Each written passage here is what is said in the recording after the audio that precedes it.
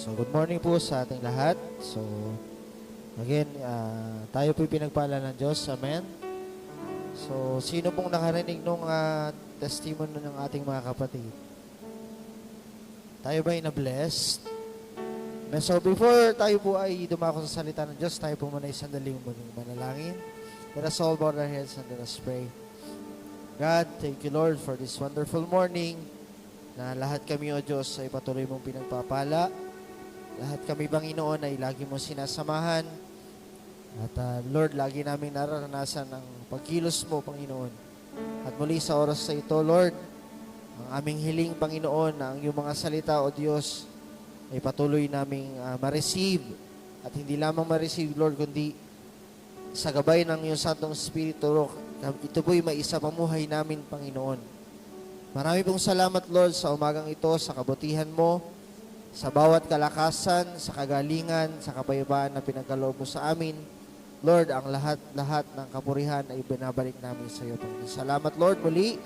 Maghari ka sa umagang ito at ang iyong banal na presensya ang siyang patuloy na maranasan namin sa mga oras pong ito, Panginoon. Purihin ka, O Diyos, tinataas ka namin, luwalhatian ang pangalan mo. Ito pong aming dalangin sa pangalan ni Jesus. Amen and amen. Purihin natin ang Diyos, palakpakan po noon. Amen. So again, napakabuti po ng Diyos. Amen po ba? So for the past few weeks, tayo po'y inihanda ng Diyos. So kung sino po yung nandito, ang bawat mensahe ng Panginoon ay talagang, sabi ko nga po, very timely. So our theme for this last month is preparing the next generation. At nung last time na nagturo ako, so we are in a generation na talagang masasabi nating ang lahat po ay pinagpala. Tama ba? Ang lahat po ay nasa level na nandun na yung technology. Tama po ba? So, sabi ko nga last time, kung noon, paghihirapan natin yung bawat lulutuin natin. No? Nagtatanim tayo ng kangkong, nagtatanim tayo ng kung ano-ano, para lang tayo po ay makakain. Tapos tayo po ay magsisikap, maggayat, magluluto, magpapaapoy sa tungko. Pero ngayon, instant, tatawag ka lang, no? May pagkain ka na. Ito po yung generasyon ngayon, tama ba? Sige nga, tingnan mo yung katabi mo. Yan. So, di ba?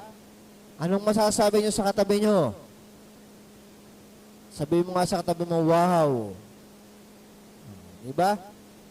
So, kung papansinin natin, even sa ating mga nagiging kultura sa pananamit, masasabi natin ang laki ng pagbabago. Tama ba?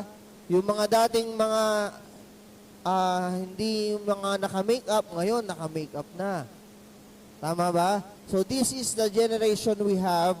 At ito po ay in line din sa ginagawa ng Panginoon.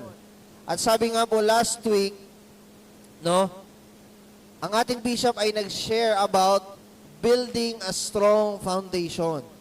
Kasi ito po ay napaka-importante sa ating henerasyon ngayon. Naniniwala po ba? Kaya sabihin mo sa katabi mo, building a strong foundation.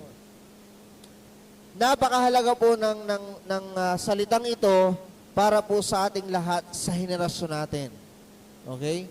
So, kanina po, nung ako po sumasamba sa Panginoon, Hebrews 12 verse 2, isa po sa topic ko this morning. Sabi doon, fixing our is the author and finisher of our faith. Okay? So, sa ating pagbuo ng isang matibay na pundasyon, kailangan po maunawaan natin kung sino ba talaga si Jesus sa ating mga buhay. Amen? Kanina, nung nagpatuto po si Kuya Ted, talagang sabi nga po, di ba, ang patutoo ay pakatumbas ng ilang preaching. Okay? So, nung nagpatuto si Kuya Ted, alam niyo po ba na ako'y sobrang nagkaroon ng faith? Same scenario ni Kuya Ted, yung pong nararamdaman ko ngayon doon sa bagong trabaho na binigay sa akin ng Panginoon. At kung minsan ako po'y napapanghinaan na rin ng loob, okay? Kasi lahat ng nasa paligid mo negatibo. And I believe, nangusap ang Diyos sa buhay ni Kuya Ted. Kung gaano kabuti ang Diyos sa buhay ni Kuya Ted, sabi mo sa tabi mo, ganun din kabuti ang Diyos sa'yo. Amen o ba? So sabi ni Kuya Ted, lahat negative. Hindi niya akalain or wala sa isip niya na may regular siya. Niregular siya. Same scenario ako po. No? So sabi ko sa Panginoon, Lord, thank you kasi ikaw ay buhay. Kasi kung minsan sa ating po mga buhay, lalo na kapag meron tayong mga struggles, no? Masasabi natin, no, madaling sabihin kapag nakikita natin yung ating mga kapatid, pag tayo po ay nandun na sitwasyon, ang hirap pong lakaran. Amen po ba? So, may mga struggles tayo sa buhay na akala natin kaya natin, pero in our physical, in our emotions, in our mind, ang hirap. Kaya nga po ang Diyos nagre-remind sa atin, let us build a strong foundation. Kasi kung hindi po strong yung foundation natin, sabi po sa Bible, para daw tayong isang mangmang at isang matalino nagtayo ng tahanan sa batuhan at sa buhanginan. Alam niyo po ba yun? Tama ba? Lagi ito nating narinig yun. Na kung dumaan ang bagyo, ang tahanang natayo sa matibay na pundasyon, hindi po magigiba. Tama? Pero ang tahanang natayo sa mabuhay na pundasyon, masisira at masisira. At alam naman nating lahat, alam nating lahat, kung sino po yung pundasyon na dapat nating itayo. Tama ba? Sino ba yun? Sino mo ba yun? Sabay-sabay nga natin sabihin, sino yun? Si Jesus. So alam nating lahat ng pundasyon ay si Jesus. Okay? Kaya po, sa oras na ito, i-develop pa natin at papaunawa sa atin ng Diyos yung tunay na pundasyon si Jesus. Pero, paano natin ito gagawin sa ating mga buhay? Amen? So, gusto ko pong simulan ang aking message sa isang mayroon akong nabasang story sa isang article, no? So, ang title po ng isi-share ko ngayon is Building a Foundation, Jesus as the Beginning and the End. Okay? Sabi sa Bible, He is the author and the finisher. Okay? So, meron daw pong dalawang pastor na sila po ay tumayo sa isang highway at naglagay sila ng placards na sabi doon, the end is near, turn around now before it's too late.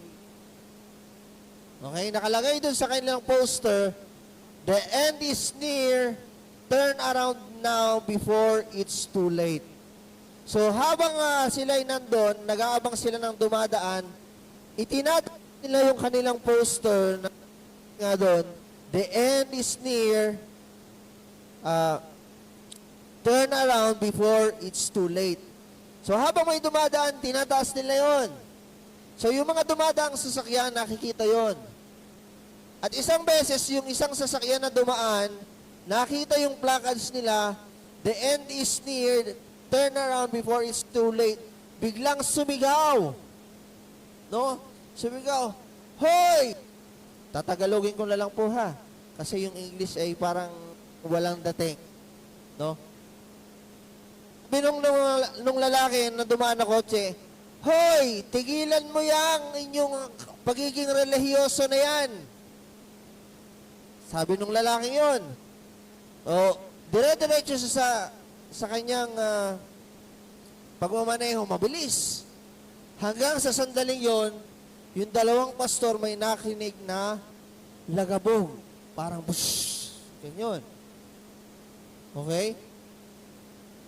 Tapos, yung dalawang pastor na yon, na-realize nila na yung sasakyan ay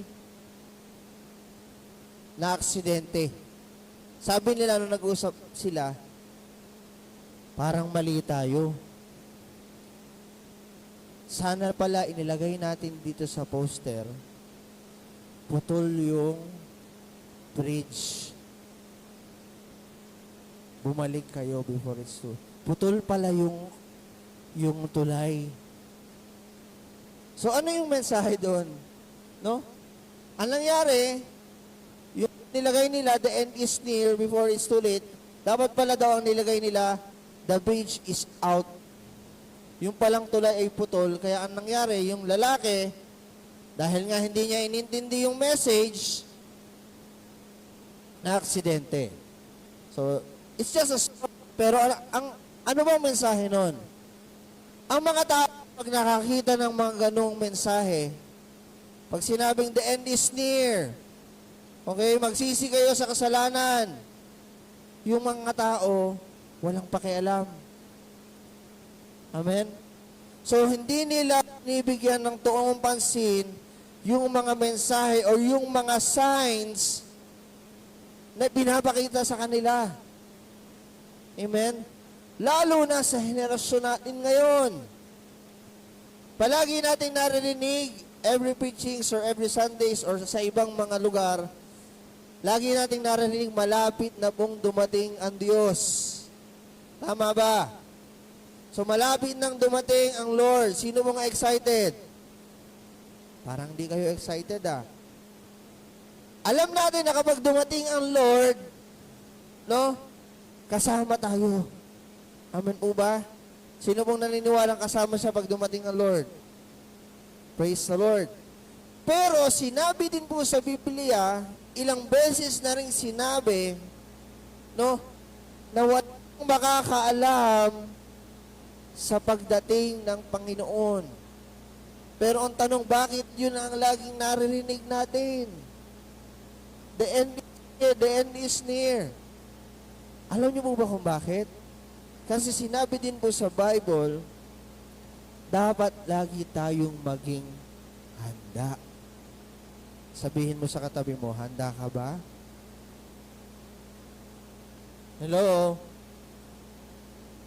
Kaya nga po, yung ating pong theme for this month, preparing the next generation, yung generation, tayo po yun. At yung mga susunod pang henerasyon, dapat nating ipasa sa kanila, sino ba si Jesus? Si Jesus ay simula at siya rin po ang wakas. Hello? Pag narinig natin ng mga bagay na ganito, maraming tao hindi nila pinapansin ang eternity. Kumbaga wala silang pakialam. Amen? So, kaya po sa umagang ito, meron po tayong isang church sa Bible na sineran ni Pablo ng ganito. Inihanda niya itong church na to, ipinakilala niya si Jesus, yung first coming of Jesus Christ and then yung second coming. And even today, pinipreach pa rin the second coming of Jesus Christ. Okay? Ang church na ito ay ang Church of Thessalonians. But before that, let us first open our Bible sa Revelation chapter 1, verse 8. Ang sabi po diyan, I am the Alpha and the Omega, the beginning and the end, says the Lord, who is and who was and who is to come, the Almighty. Sabi po diyan, Alpha and Omega. Okay? At ang sabi pa diyan, the beginning and the end. Gusto ko pong bigyan ng diin yung word na the beginning and the end. Ang ibig sabihin ng the beginning, ito yung si Jesus ay isinilang, tama ba? Siya ay isinilang at tuwing December, yun po yung sineselebrate natin, di ba? Yung pagsilang ng Diyos. Okay?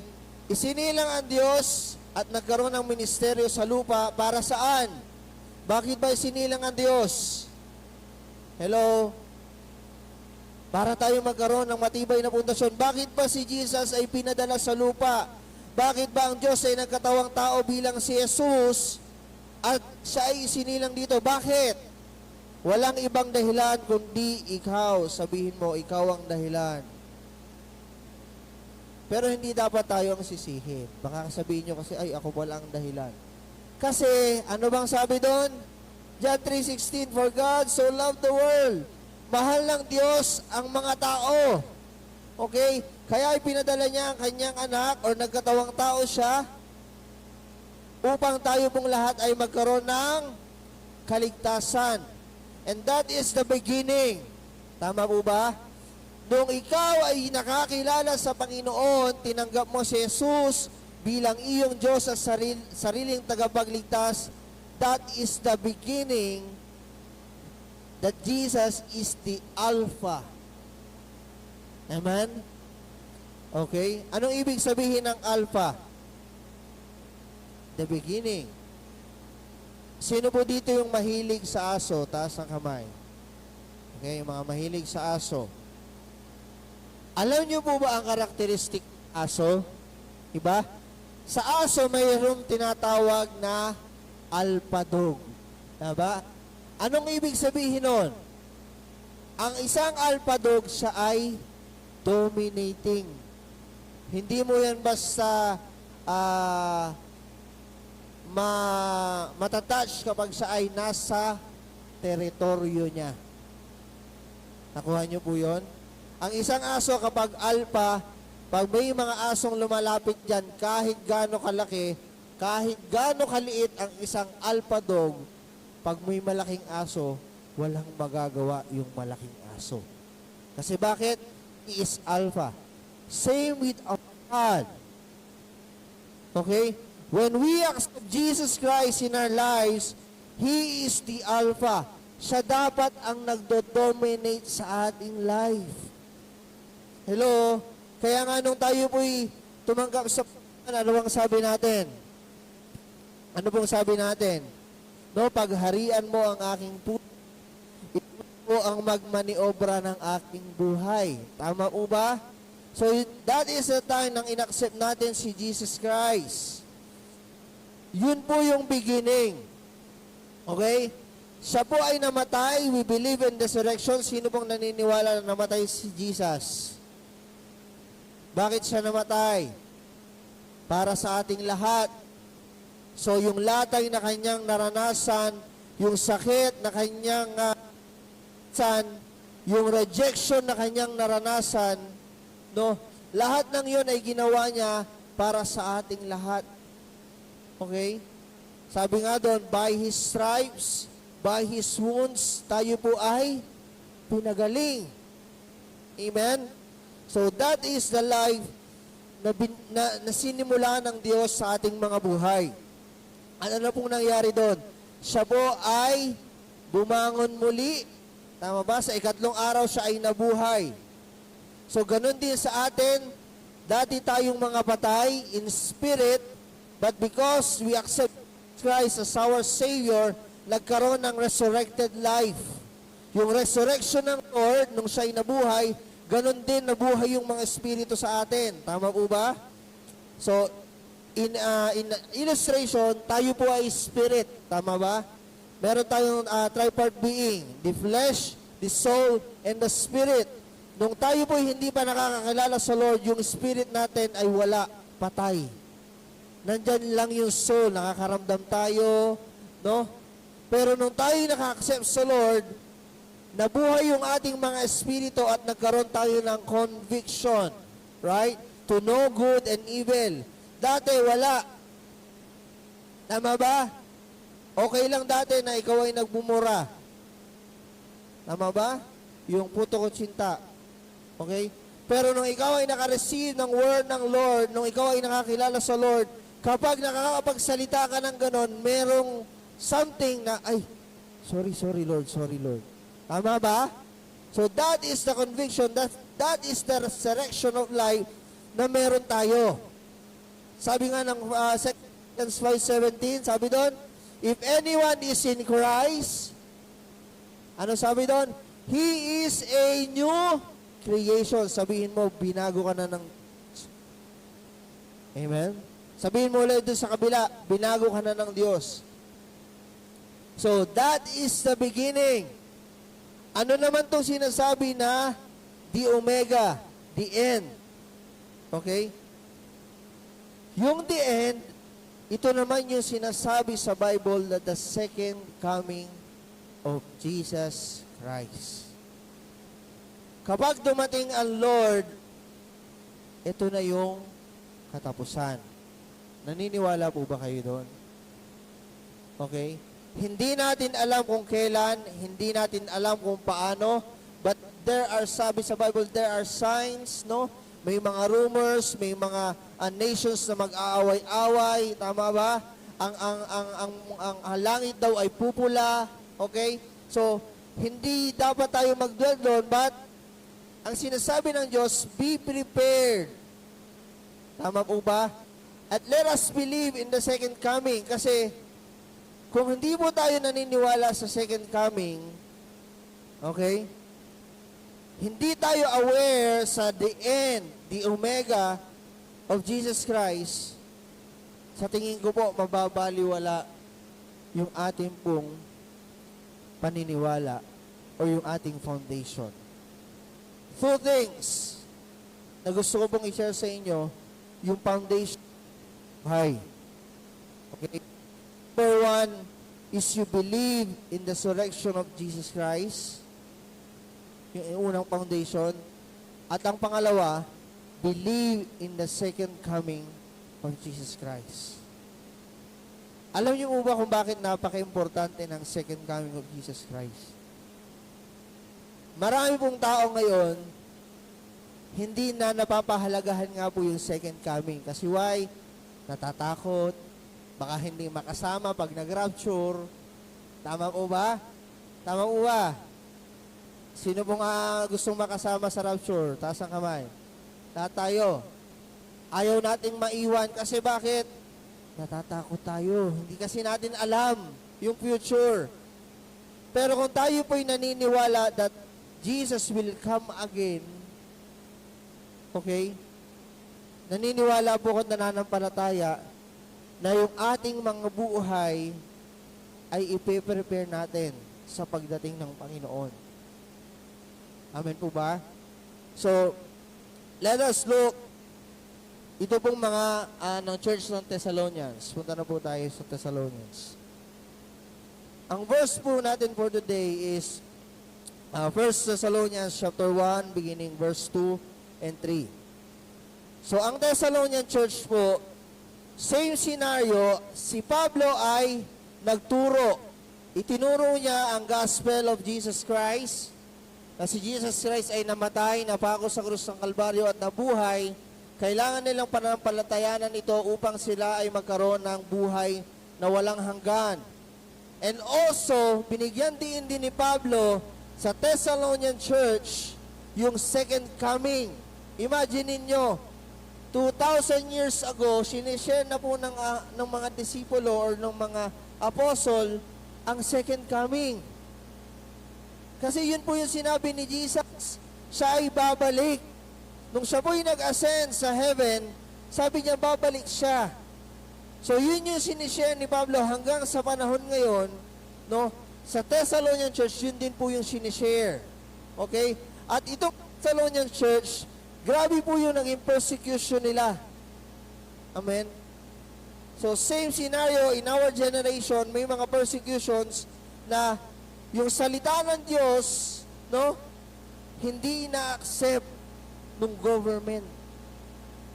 Kaya yung Thessalonian Church, sinasabihan ni Pablo, maging matibay kayo sa pananampalatayaan ninyo sa Panginoon.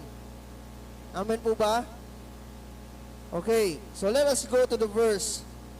Sabi po ng 1 Thessalonians chapter 1, beginning verse 2 and 3, we always thank God for all of you and continually mention you in our prayers.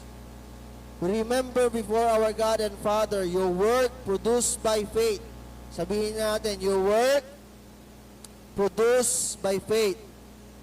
Your labor prompted by love, and your endurance inspired by hope in our Lord Jesus Christ.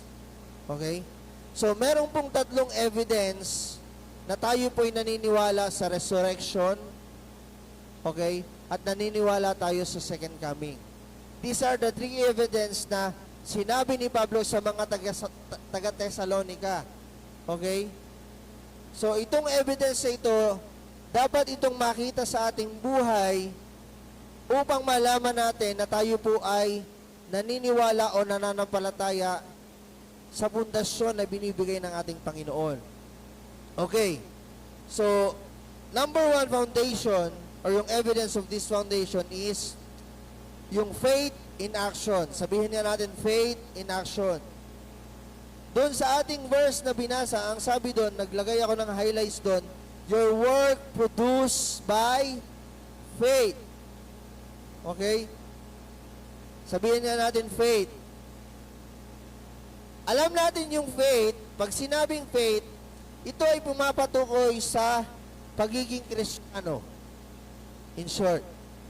Amen? Ang faith, hindi mo, pag pinag-usapan ng faith sa labas, maririnig mo is about religion.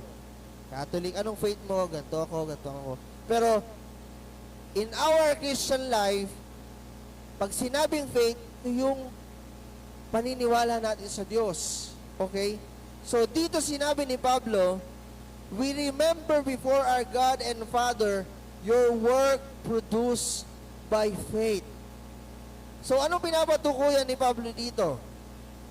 Sabi din po sa James chapter 2, 17 to 18, alam natin ito, in the same way, faith by itself, it is not accompanied by action, is dead.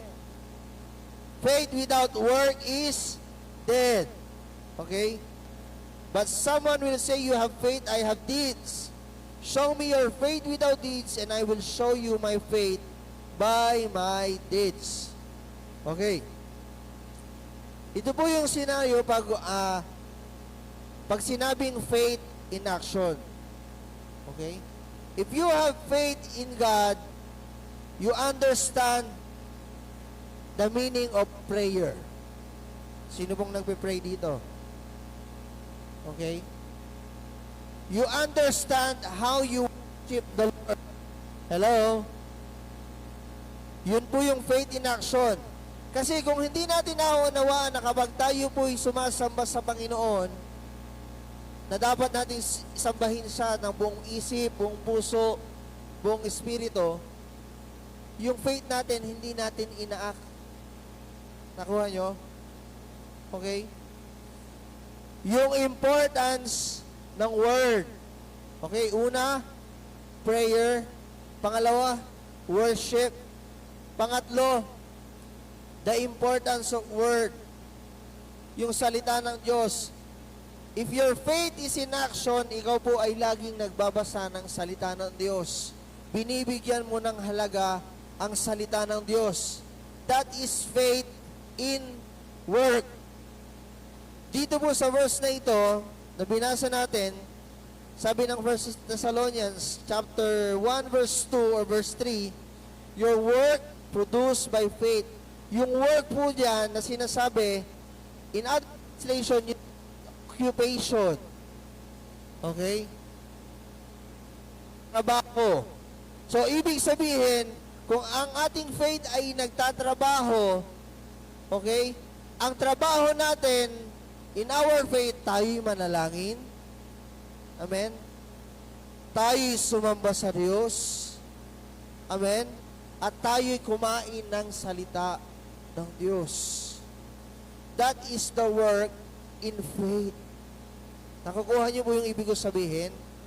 Kasi kung tayo po ay puro faith, naniniwala tayo sa Diyos, nananampalataya tayo sa Diyos, pero hindi ka naman nananalangin, hello? Hindi ka naman nagbabasa ng salita ng Diyos, hindi ka sumasamba sa Espiritu at sa katotohanan, anong sabi ng Diyos? Okay? Lahat ng yon ay sa salita mo lamang or sa bibig mo lamang. Sabi sa Joel, do not worship me by your garments. No? Sinasamba daw ang Diyos sa kanilang garments, not in heart. Hello? Kaya kung minsan tayo po'y sasamba sa Lord, huwag lang nating sabihin sa Panginoon, Lord, ang buti mo. Kumakanta tayo kanina, no? Pupurihin ka, O Diyos. Minsan, yung lyrics ang tinitingnan natin, yung tono, ang ganda.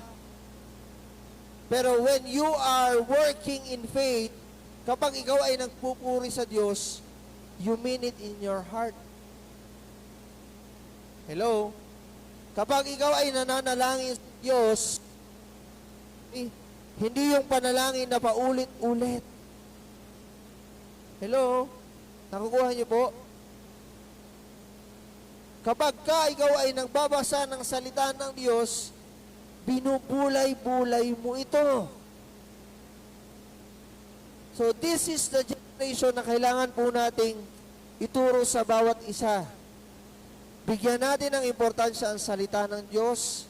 Bigyan natin ng panahon ng pananalangin. Okay? At sumamba tayo sa Diyos ng buong puso. Nakukuha niyo po? That is faith in action or working in faith. Hello? Another thing, working in faith, tithes and offering. Gusto ko pong i-deal ito, tithes and offering. Tayo po mga mananampalataya, gusto ko pong sabihin sa inyo, it is not our duty, no, to give tithes and offering. Okay? Nakukuha niyo po yun? But, it is God's command to give our tithes and offering. Ito po yung punto. If you have faith, if you believe in the Lord Jesus Christ and His resurrection, you will give your tithes to Him. Lagi nating naririnig, kailangan ba ng Diyos ang salapi? When we are giving our tithes, kailangan ba ng Diyos ang 10% ng sahod mo? Kasi ang mindset ng tao ay, gagastusin lang ng pastor yan. Ay, pambabayad lang siguro yan sa kotse. Ay.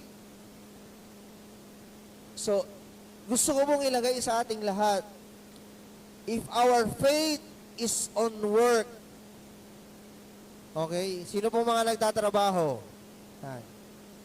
Kapag kayo nagtatrabaho, di ba, lahat puspusang binibigay nyo, part ng trabaho nyo is yung sinasabi ng management sa'yo. Tama ba? Ang sabi ng Bible, no? Give your tithes to the Lord. Parang sa company, sinabi ng company, ganito yung gawin mo. As a worker, kailangan mong sundin ito. It is a command.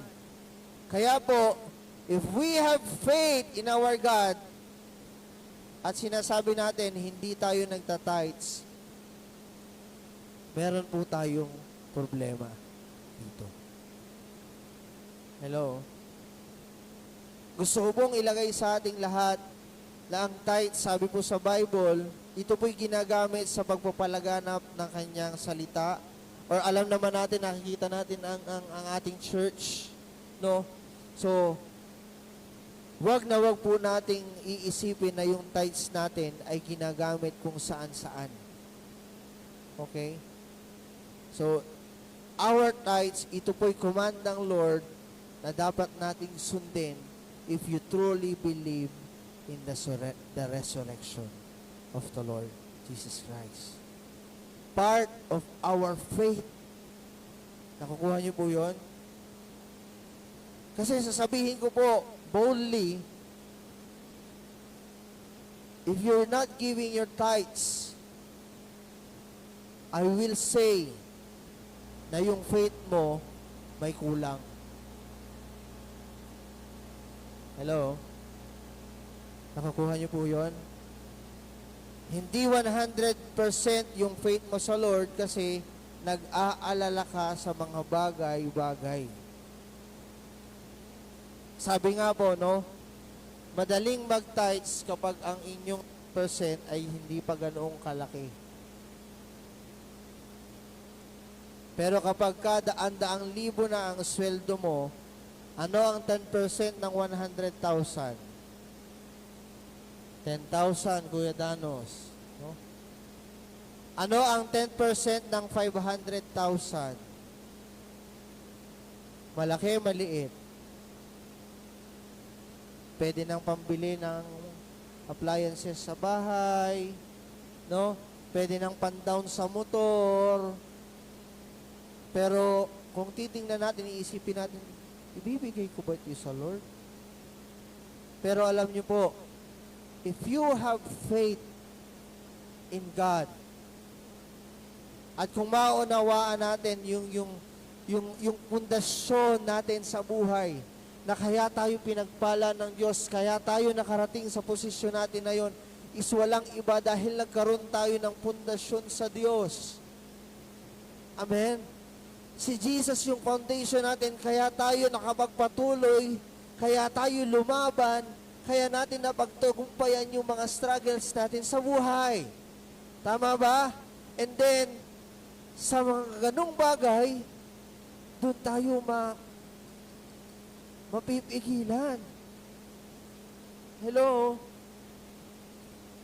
Isang example, meron po akong narinig na story. This is a true story. Na nagkaroon ng tithes and offering. May isang preacher, or I don't know kung preacher or leader, nung siya ay nag-share ng tithes, kumuha siya ng isang dyaryo. No? Sabi niya sa kongregasyon, ano ito? So, dyaryo. Plus niya. Okay, yung dyaryo. So, yung mga tao, nagtinginan lang. At yung isang leader na yung kumuha yata ng maliit na papel or yellow paper. Sabi, yellow paper. Pinilas mga tao, ano ko yun? React. And then yung nagsishare na ito ng tithes and offering, bumunot ng wallet, kinuha niya yung 500. Tinabi niya sa kongregasyon, ano ito? Sabi ng mga tao, 500 peso. Walang ano-ano, pinilas niya. Yung mga tao nag-react, ha? Sayang. Hello? Habang nung pinilis yung 500, sabi niya, nakita ko yung reaction niyo. Nung pinilis ko yung papel, wala kayong reaksyon. Pero bakit nung pinilis 100, dami ng reaksyon? Ano ba yung dyaryo? Papel. Ano ba yung yellow pad? Papel. Same thing with the 500 pesos, sabi niya, papel lang yun. Okay? Ang mensahe niya doon, ang mga tao laging nakatingin sa value. Okay? Kasi, kung ang dyaryo pwede nating ipambili, siguro, magre-react tayo sa dyaryo. O kaya yung mga dyaryo dyan sa karsada, sisimutin natin. Tama ba? Kasi yung dyaryo pwedeng ipambili sa tindahan. Pero hindi. Dahil ang mga tao nga, they value the money, kung ano yung value ng pera, doon tayo nagkakaroon ng action. Okay? So, why am that? Sabi mo sa katabi mo, huwag maging hadlang ang salapi sa pagsunod mo sa Diyos. Okay? So, madali pong sabihin, ano?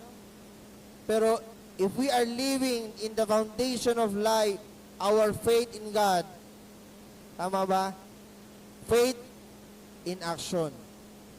Sabi din sa Bible, hindi lamang dapat tayo believers of the Word, but also we are doers of the Word. Napakahirap din pong gawin, tama? Napakahirap din pong, ang sarap pakinggan or ang asarap ituro. Okay? Kaya sasabi doon, hindi lang dapat natin naririnig ang salita, kundi dapat ito'y ating isinasagawa. Hello? So palakpakan nga po natin ang Panginoon. So una, faith in action. Ayan, sabi po dyan sa supporting verse, James 1:22-23. Do not merely listen to the word and so deceive yourselves. Do what it says. Anyone who listens to the word but does not do what it says is like someone who looks at his face in a mirror and after looking at himself goes away and immediately forgets what he looks like. Okay. Balik po tayo sa verse natin. 1 Thessalonians chapter 1 verse 2 and 3. Yan. Kanina sabi doon, verse 3, remember before our God and Father your work produced by love. Ngayon naman po, your labor prompted by love. Sabihin natin, labor. Okay? Number 1, faith in action. Number 2, love that labors. Okay? Love that labors. Kung tayo po'y naniniwala at nananampalataya sa Diyos, yung pag-ibig daw natin ay kailangan nagle-labor. Magkaiba po ang work at labor. Naniniwala po ba kayo doon? Kasi parang magkatunog. Laborers, workers. Okay? Pag-work, ito yung ginagawa mo, responsibility mo, okay? Pag labor, okay, merong kalakip na sakripisyo o sakit. Taas ang kamay po ng mga nanay. Ang mga nanay na may mga anak, tama po ba ako, kayo ay nag-labor? Tama ba? So, pag sinabing nag-labor, may sakit, wala. Okay? Physically ay talaga namang nasaktan tayo. Tama ba? Pero sinasabi pag nagle-labor, hindi daw nasasaktan. Imposible yun. Okay? Lahat ng nag-labor, kaya nga sa sinabing labor, merong pain na nangyayari. Okay? At alam naman natin, na kapag tayo umiibig, merong sufferings. Tama ba?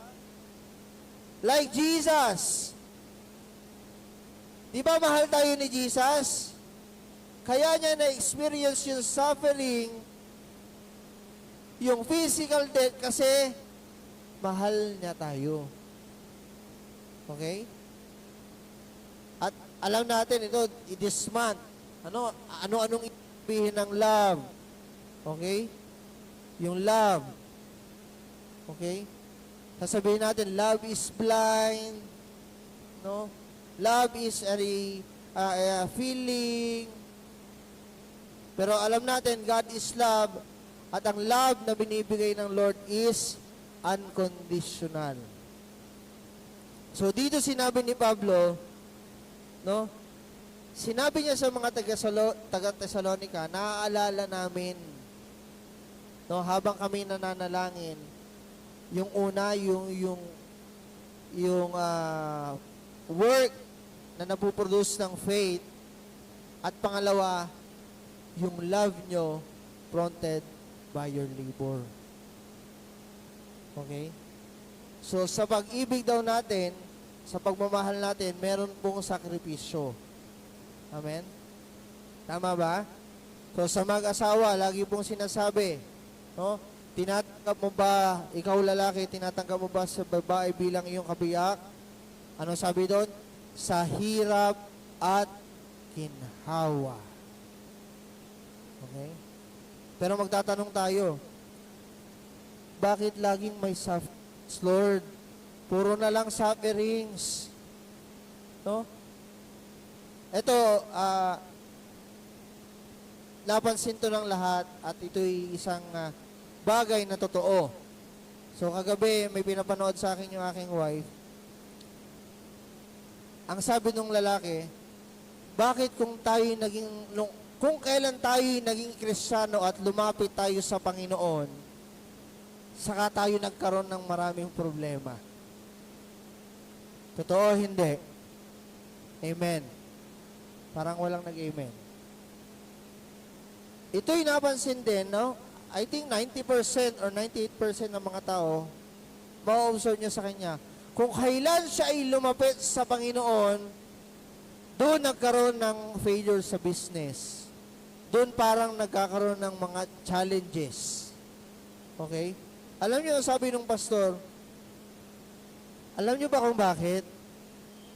Kasi ayaw ng kaaway na kayo ay mapalapit sa Diyos.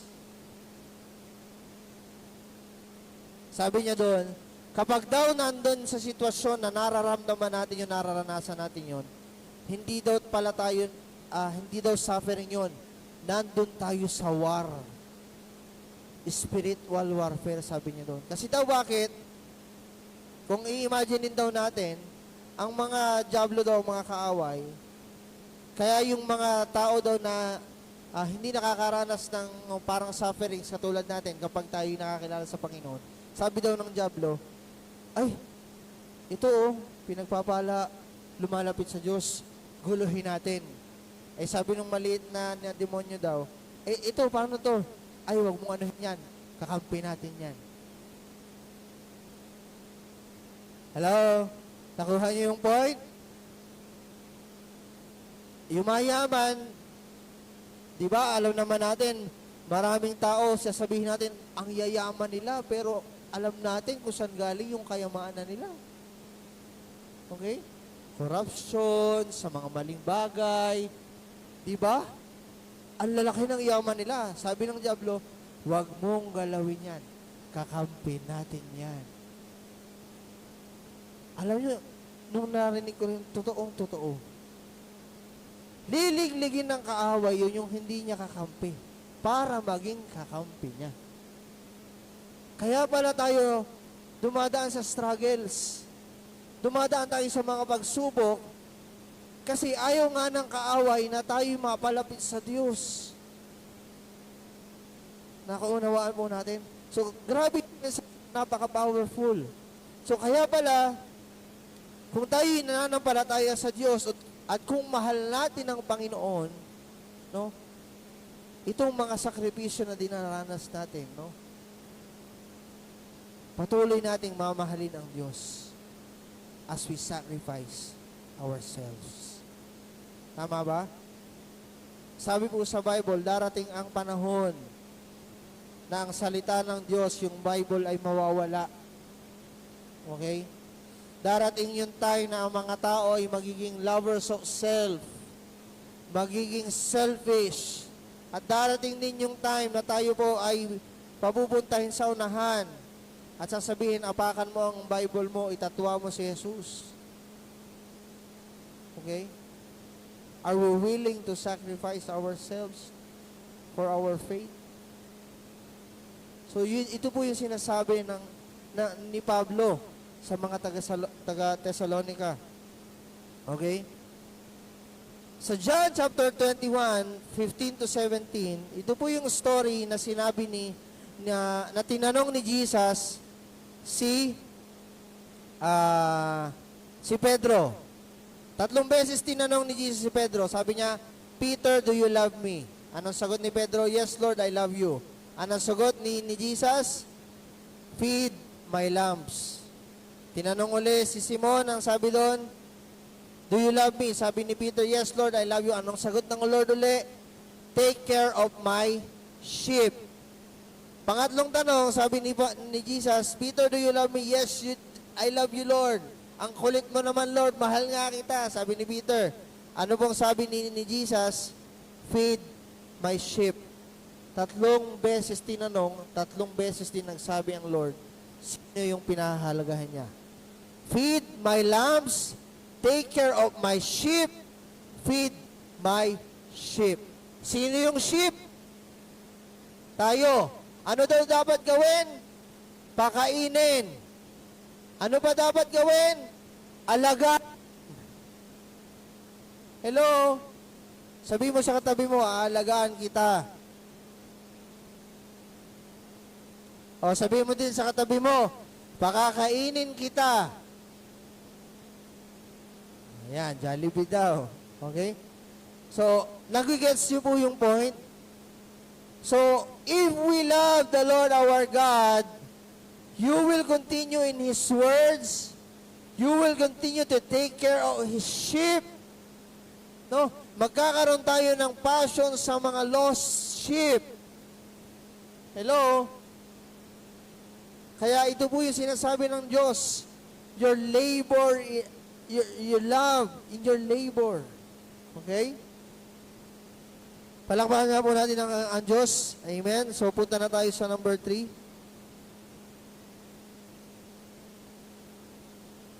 Yung pangatlo, your endurance inspired by hope.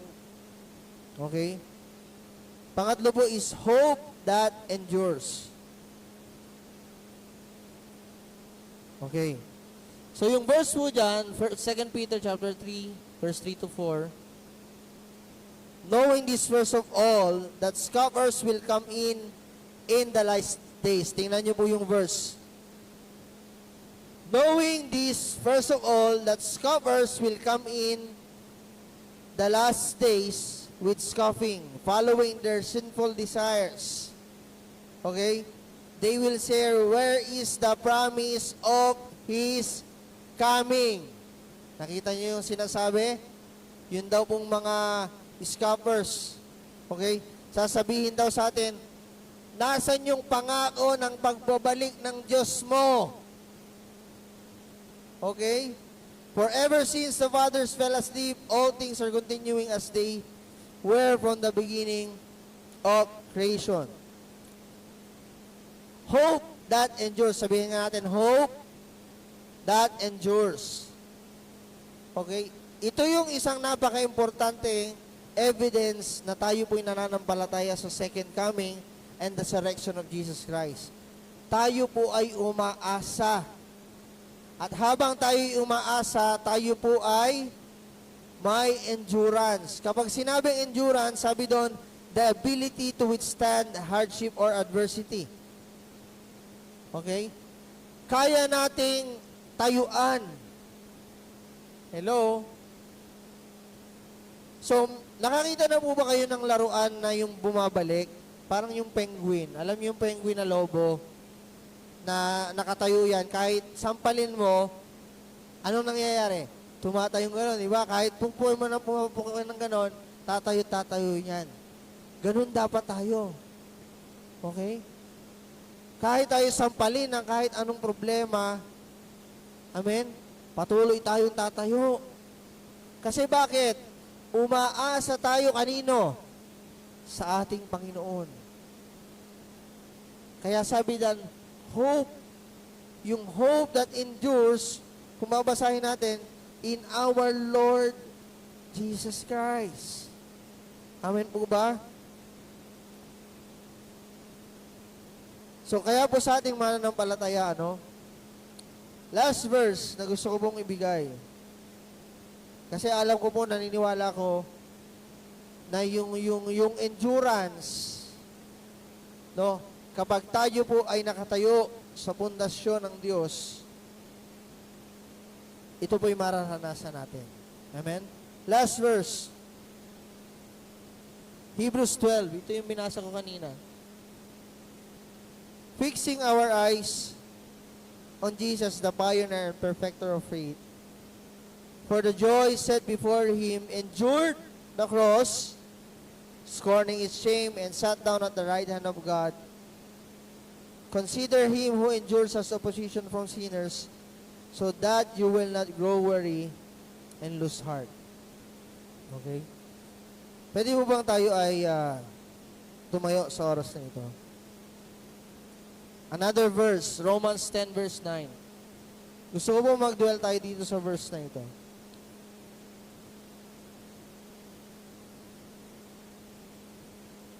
Yan. Sabi po dyan, ang alam ko ito po ay verse ni Brother Eddie. No? Romans 10 verse 9. If you declare with your mouth, Jesus is Lord, and believe in your heart that God raised Him from the dead, you will be saved. Paano natin binabasa ito? Paano natin tinatanggap ang salitang ito? Amen? So sa ating buhay, marami tayong shortcomings, marami tayong struggles, marami tayong worries. Pero sabi doon, if you declared in your mouth that Jesus is Lord, Jesus is our Lord, and believe in your heart, sabi mo sa katabi mo, believe in your heart that God raised Him from the dead, lahat daw po tayo ay maliligtas. Amen? Can we give God the praise? Palakpakan natin ang Lord.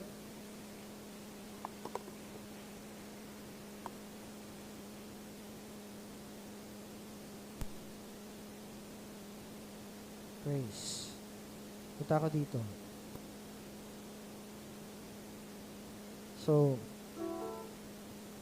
yung foundation ng ating buhay, So, ilagay natin ang pundasyon natin sa pananampalataya sa ating Panginoon. At ang pananampalataya din na siya po ay babalik.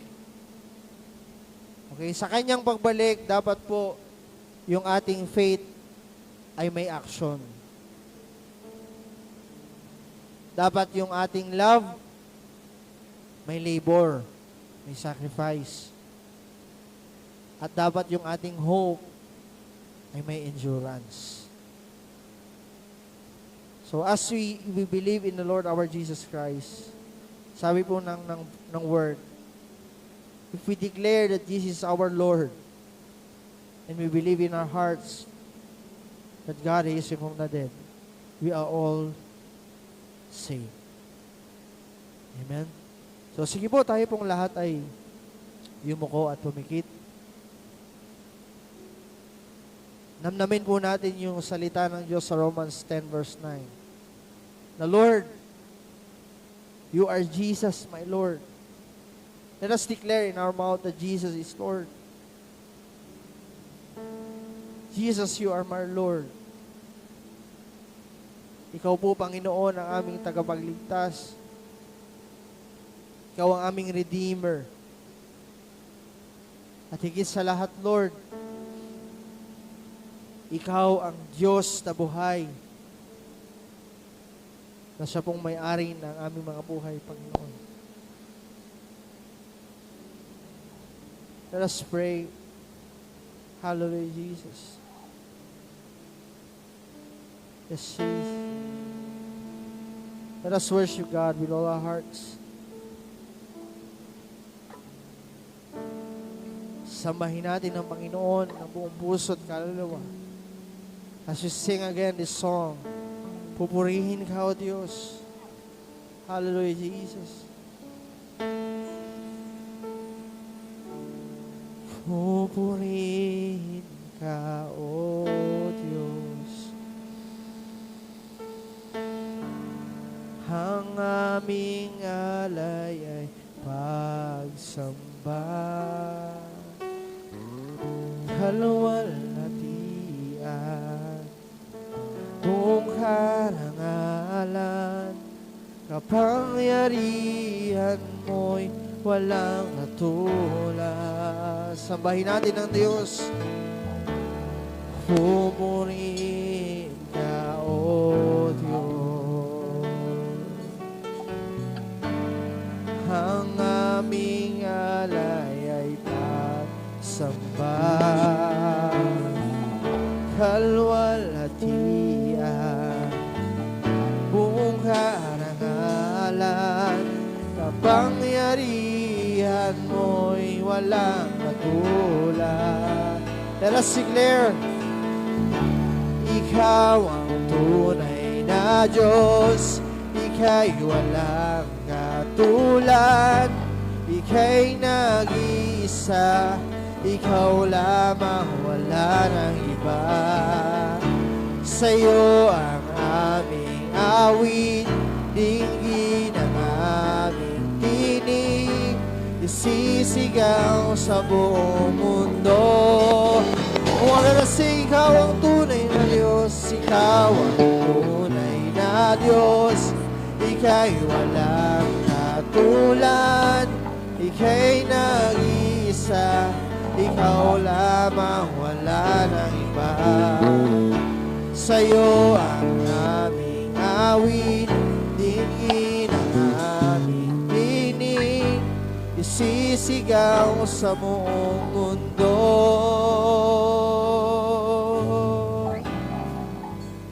Kadakilaan mo.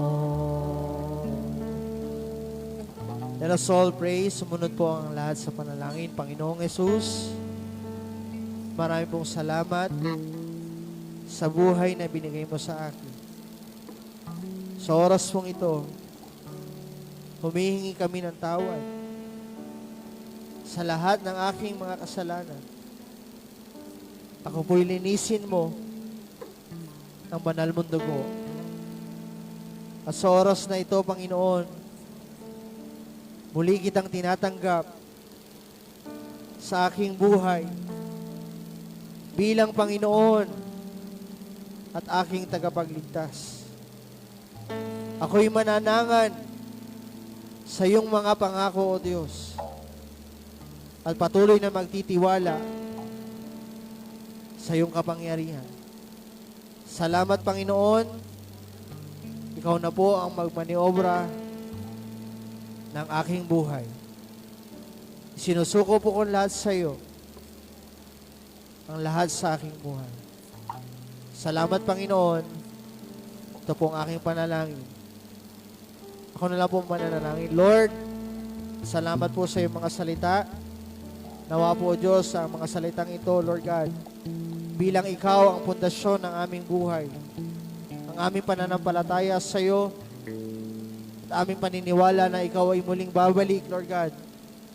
Habang hinihintay namin ang pagbalik mo, O Diyos, tulungan mo kami, Panginoon, na mamuhay, Lord God, sa kalooban mo, at patuloy na bigyan kami ng lakas at ng iyong Santong Espiritu, Lord God, na mapagtagumpayan, Lord God, ang anumang gawa ng kaaway sa aming buhay, Panginoon. Salamat, O Diyos, sa iyo namin pinagkakatiwala ang lahat, ang aming buhay, ang aming pamilya, at ang life family, Lord God, maging ang aming pong bishop, Lord God, sa oras na ito. Father, marami pong salamat. Receive all the praise, glory, honor, and thanksgiving. In Jesus' name we pray. Amen and amen.